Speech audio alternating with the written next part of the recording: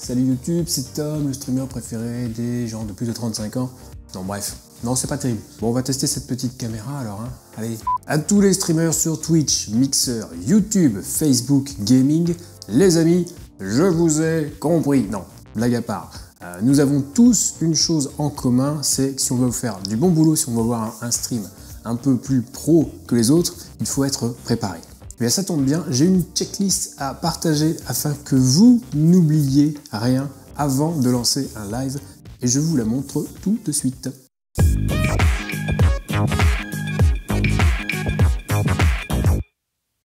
Alors vite fait, comme d'hab, la petite auto-promo très rapidement pour vous rappeler que si vous avez des questions concernant le streaming, vous pouvez venir me poser vos questions dès que je suis en live sur Twitch, lundi, mercredi, vendredi soir. Et que si vous voulez soutenir un jeune créateur de contenu de 38 ans, n'hésitez pas à mettre un petit pouce sur cette vidéo ainsi qu'à vous abonner à la chaîne YouTube, enfin si le contenu vous plaît, bien entendu. Bref, aujourd'hui on va discuter de quelques points à vérifier avant de lancer un live, histoire de ne pas être pris au dépourvu, parce que c'est toujours assez désagréable de subir des contretemps, que ce soit pour vous ou pour vos viewers d'ailleurs. Parfois même ça peut faire fuir carrément les gens. Alors les premières choses à vérifier avant de lancer un live, on va commencer avec ce qui est un petit peu plus technique. Donc premier élément à vérifier, téléchargez et mettez vos jeux à jour. Et oui, car des fois on doit se taper des patchs de plusieurs dizaines de gigaoctets, donc autant le faire avant que pendant le live. Ça vous évitera de patienter inutilement, car oui, tout le monde n'a pas encore la fibre.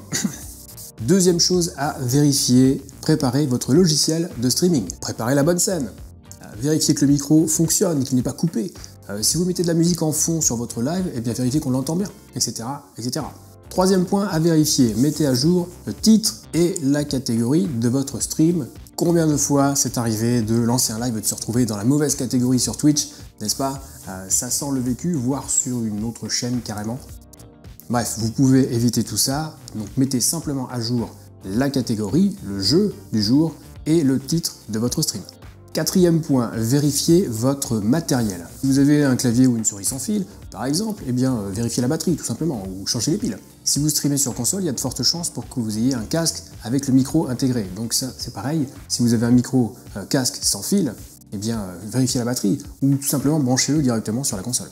Et maintenant, on va passer aux vérifications un peu moins techniques en fait. Donc cinquième point à vérifier, tout simplement, mangez et buvez avant le live. Ah oui, un stream peut facilement durer plusieurs heures, donc autant prévoir le coup et prendre des forces avant que pendant. Alors sixième point, c'est lié au précédent, c'est de prévoir à boire et à manger. Avec une attention toute particulière sur la boisson, car il est très important de s'hydrater, notamment quand on fait une activité qui dure plusieurs heures. D'autant plus qu'a priori, au cours du live, vous allez être amené à parler assez fréquemment, assez régulièrement, donc autant avoir un petit peu d'eau, prévoir le coup pour éviter d'avoir la bouche trop pâteuse. Septième point à vérifier, septième point de la checklist qui est lié également aux deux précédents, c'est aller aux toilettes. L'objectif étant de réduire au maximum les pauses inutiles. Parce que bon, toutes les pauses ne sont pas inutiles évidemment, mais il y en a qui peuvent être évitées, donc autant le faire. En réduisant les pauses, on réduit aussi potentiellement la fuite de viewers. Quand j'ai dit fuite, je me suis dit ouais, ils vont penser au pipi. Non mais très sérieusement, le risque de prendre une pause pendant un stream, c'est le risque que des gens partent de votre live tout simplement. Huitième point à vérifier, nettoyer le champ de votre caméra. Alors si vous utilisez un fond vert, évidemment la question se pose un petit peu moins. En revanche, si vous n'utilisez pas de fond vert, nettoyer le champ de votre caméra, ça veut simplement dire qu'il va falloir ranger un petit peu ce qui se trouve derrière vous. Parce qu'à part quelques rares fétichistes, je peux vous garantir que personne, mais absolument personne, n'a envie de voir traîner vos chaussettes sales derrière vous.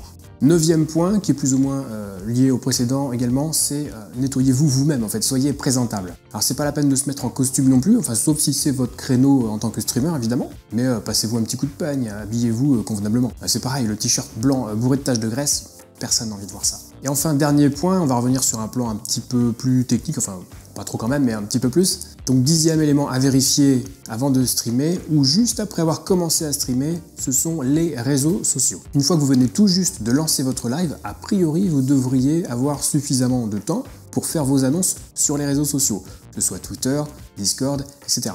Donc profitez de ces premiers instants, de ce début de live pour faire les annonces et prévenir vos followers que vous démarrez un live. Car très nombreux sont ceux qui n'activent pas systématiquement les notifications après avoir suivi une chaîne.